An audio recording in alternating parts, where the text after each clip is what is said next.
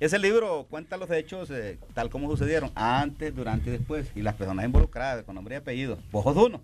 Yo soy uno. Yo soy golpista. Vos sos uno, y ahí estás, para que digas estoy diciendo la verdad. ¿Dónde estabas vos el 28 de junio a las 12 horas? No, a las 11 horas. No, a las 12:00. Con vos ahí en el Estado Mayor. Bueno. ¿Y qué estabas haciendo? Leí el comunicado de la Corte Suprema de Justicia porque yo era el vocero de la Corte Suprema de Justicia. Bueno, entonces. Ahí vi que no era conveniente ni prudente que los militares gobernaran Honduras, por lo menos estando en el activo, sino que ya una vez afuera, pues puede ser cualquier cosa. Pero las Fuerzas Armadas sufrió bastante cuando fue gobierno y se desprestigió también bastante. Entonces, a pesar de que yo me formé en esa época, mi convicción era de que los militares no deben de gobernar, sino que es una tarea que le corresponde a los políticos. Entonces, antes del 28, yo ahí lo cuento, cómo había tanta presión de muchos sectores de la sociedad para que nosotros diéramos un golpe de Estado y sacáramos a Mel Zelaya. Pero el problema era de que yo dije, las Fuerzas Armadas no la voy a involucrar.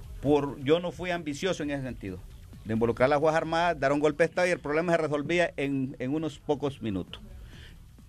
Pero nosotros queríamos que todo esto fuera solucionado por la clase política y que la clase política se pusiera de acuerdo para encontrar salidas. Y por eso yo lo cuento yo, las presiones que nosotros hicimos, con los quienes nos reunimos, con la embajada americana, que faltó que yo me encara y que les pidiera de rodillas que nos ayudaran a resolver esa crisis, porque era una crisis fuerte que comenzó con una gran polarización de la sociedad cuando Mel Zelaya se adhiere a los países del ALBA. Porque para Chávez también era una estrategia, o sea expandir el socialismo del siglo XXI, y para los de acá era la oportunidad de continuar en el poder. Entonces hay que ver todo eso. Entonces ahí comienza la crisis. Para unos les entusiasmaba y era bueno la idea de un cambio en Honduras, de una transformación, pero para otros no. Y entonces ahí empezó la gran confrontación entre unos y otros. Por eso es que yo cuento esa historia y la cuento casualmente para que nosotros reflexionemos y que los políticos actuales y futuros comprendan con tiempo los pasos que no se deben dar, que pueden llevar a una crisis, y los errores que se cometieron en ese momento, que polarizó la sociedad y que prácticamente todavía nos tiene divididos. Y se cuenta con otro propósito, no de ofender a nadie, porque aquí se cuenta tal y como sucedió, así como te comentaba, estuvo tal y tal persona a tal hora en tal lugar. Entonces yo cuento los hechos como sucedieron, no es mi verdad, sino que es la recopilación de toda esa información para que todo el pueblo juzgue. Y que sea la historia que nos juzgue no por mentiras o por rumores, sino que nos juzgue por la fuerza de la verdad, que realmente el pueblo entienda, para que nos unamos. Si no nos unimos, este país va a continuar polarizado.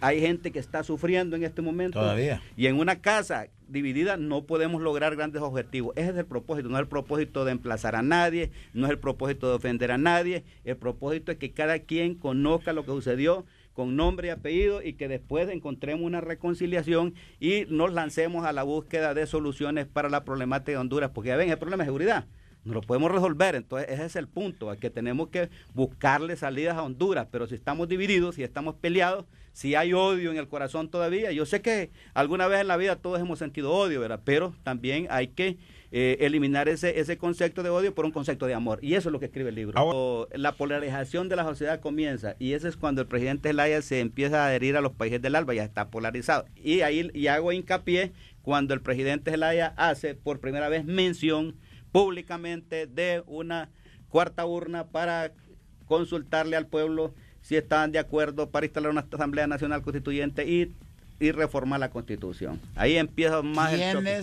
¿Quiénes lo llamaron o quién lo llamó el 26 o 25?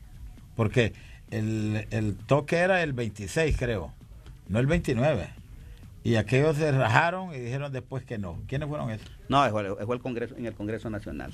Iba a ser antes del 28.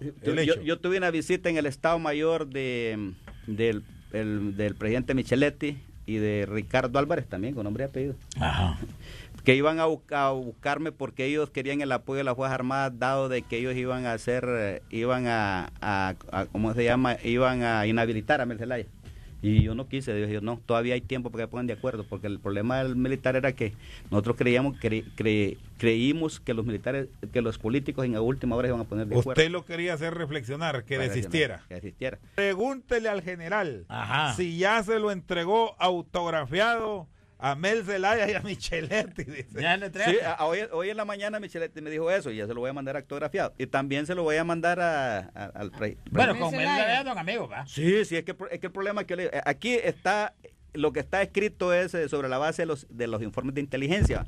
Entonces, ¿cómo le va a escribir? Con cariño, con aprecio. mucho cariño. Con aprecio y No, es que estima. mire, ¿quién no se ha equivocado en esta vida alguna Todos vez? nos equivocamos. Todos nos equivocamos. ¿Y quién no ha sentido odio alguna vez? Yo sentí odio contra mí mismo y inclusive yo murmuré contra Dios cuando me murió mi primer hijo varón, que lo tenía en mis brazos, aquel dolor que yo sentía, y entonces yo murmuraba y sentía odio. ¿Quién no ha sentido odio? Si de la única forma que nosotros podíamos intervenir antes del 28 era dando un golpe de Estado, y no podíamos dar un golpe de Estado, ya como militares no era permitido y ni cabía en mi mente. Entonces, claro, yo tuve muchas presiones de muchos compatriotas del activo, en retiro, compañeros de la sociedad civil que querían de que nosotros interviniéramos. Pero se les había olvidado, que aquí lo digo yo también, que la reforma que se hizo en 1999 de la reforma militar, las Fuerzas Armadas está directamente subordinada al presidente. Y cualquier cosa que hiciéramos se interpretaría como una insubordinación. Nosotros actuamos ya sobre la base de una orden de un poder, que es el Poder Judicial, sobre la base de la ley. Y nos había dicho el mismo ministro de la Defensa que nosotros no podíamos violentar una orden de un juez, porque después del juez solo Dios. Así nos había dicho el mismo ministro de Defensa. Eso quiere decir de que nosotros nos enmarcamos dentro del contexto de la ley. Se podrán decir muchas cosas, muchos rumores, señor, así como usted me pregunta.